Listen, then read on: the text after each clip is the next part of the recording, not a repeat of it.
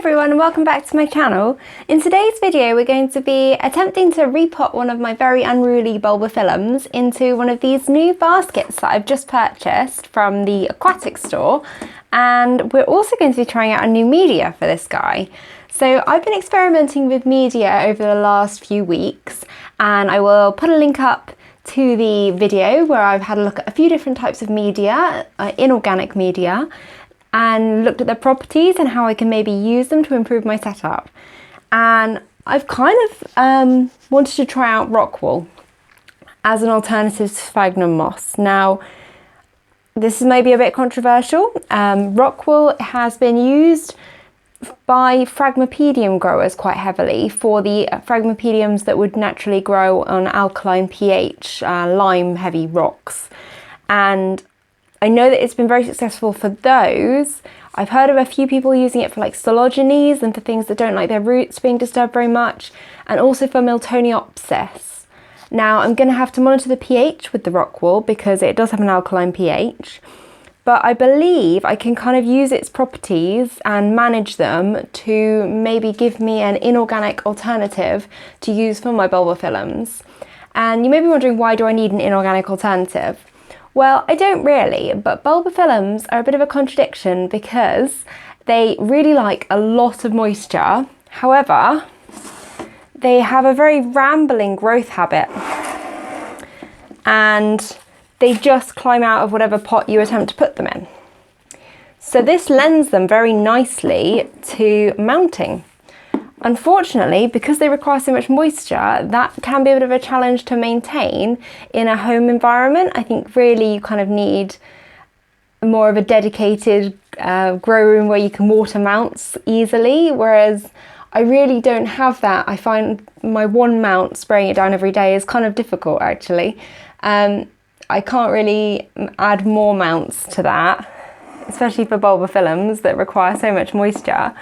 So I thought I'd give it a try in a basket setup with a medium that retains a lot of moisture, and hopefully that I can kind of leave it to grow over the edge of the basket in and not really need to disturb it, because in theory it'll just kind of grow the roots in and around the basket.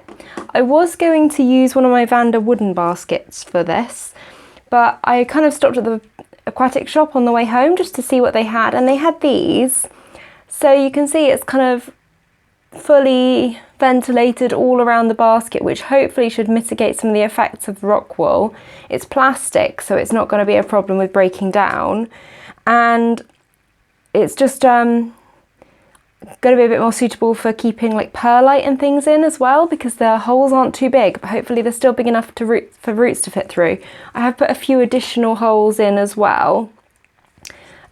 Just for extra aeration and to make sure that if it does grow over the side, there are places where the roots can kind of penetrate if it likes, but I'm hoping that that will be enough.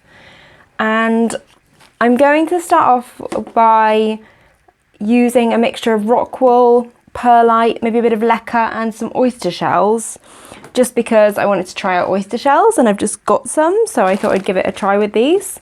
I'm just trying it with one orchid first. I've been investigating the media itself and the properties over the last few weeks, and I've done a separate video on that, which obviously I'll link you to here and in the description.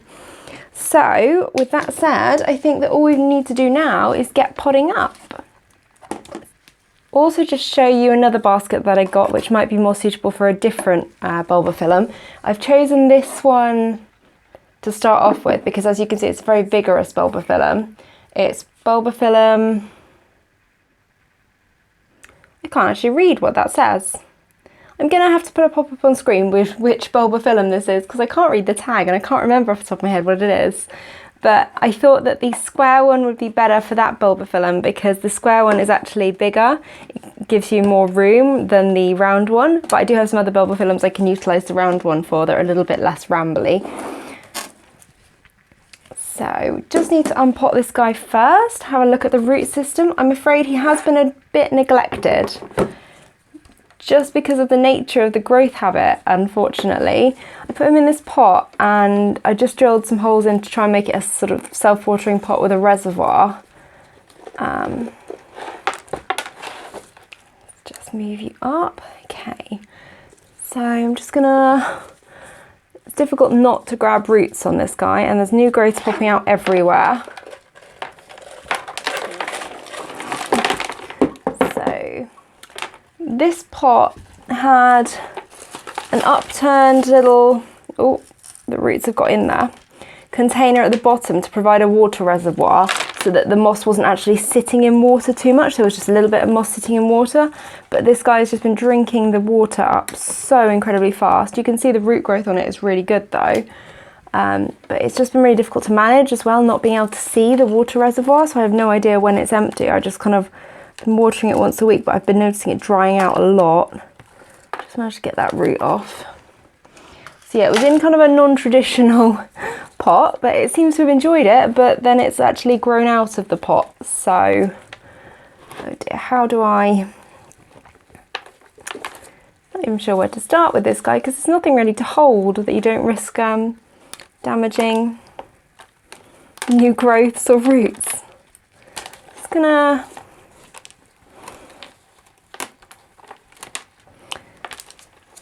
Just going to pause you while I try and get all this moss out, and I will be right back.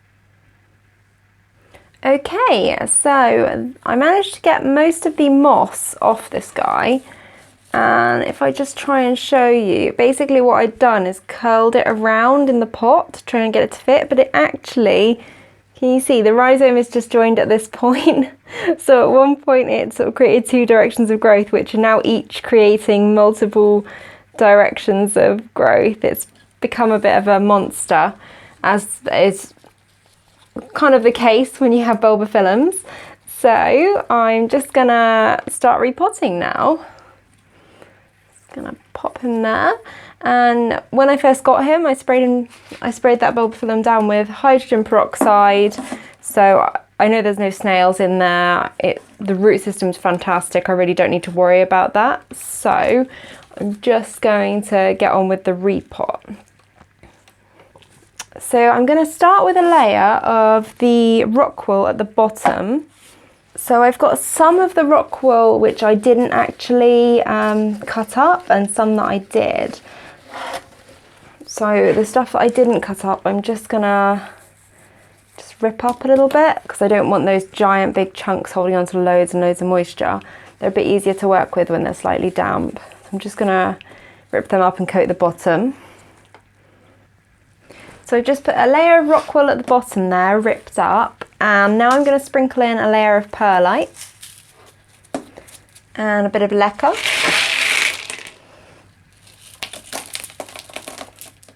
And the reason I've got that Rockwool layer at the bottom is to catch any water and distribute it through the mix rather than just the water dripping out. So now I'm just going to add another layer.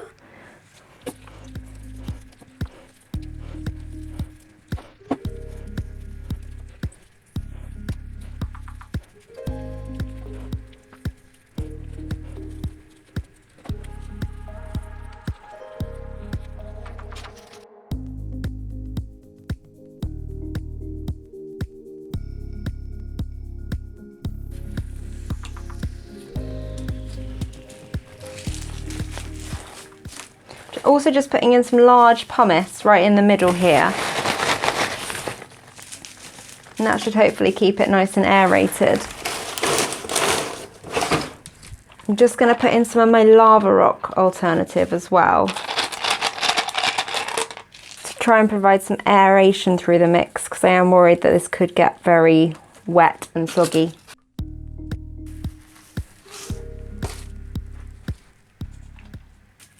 These are the oyster shells, which are actually, it's oyster shell grit that I got for chickens, which is interesting. Which helps give them plenty of calcium, I guess, for egg production. Gonna mix that through a bit. Now I'm just gonna try and place my bulbophyllum in the pot, on there. And now I'm just gonna fill around with the rest of the mix. So that is my bulbophyllum all repotted into this new basket and inorganic media setup, and I'm hoping it's going to enjoy it more than hanging over the edges of its old pot, because it certainly wasn't enjoying that. It was starting to look very neglected, and it started to get a bit of leaf tip dieback as well from the dehydration. So yeah, I'm hoping that it will enjoy this more and that I can actually keep it a little bit better, and hopefully maybe I found an inorganic alternative to Sphagnum for them. But yeah, that remains to be seen. We'll just try it with one to start with, see how it likes it. If it really enjoys it, then maybe I'll switch some more over. But I've chosen the most vigorous Bulbophyllum I have to transition into this setup to start with, so hopefully it will enjoy it. And if you enjoyed this video and want to see further updates on this or other projects that I'm in the middle of at the moment, then give us a like or subscribe to my channel for more regular orchid updates, and I will see you guys later. Bye!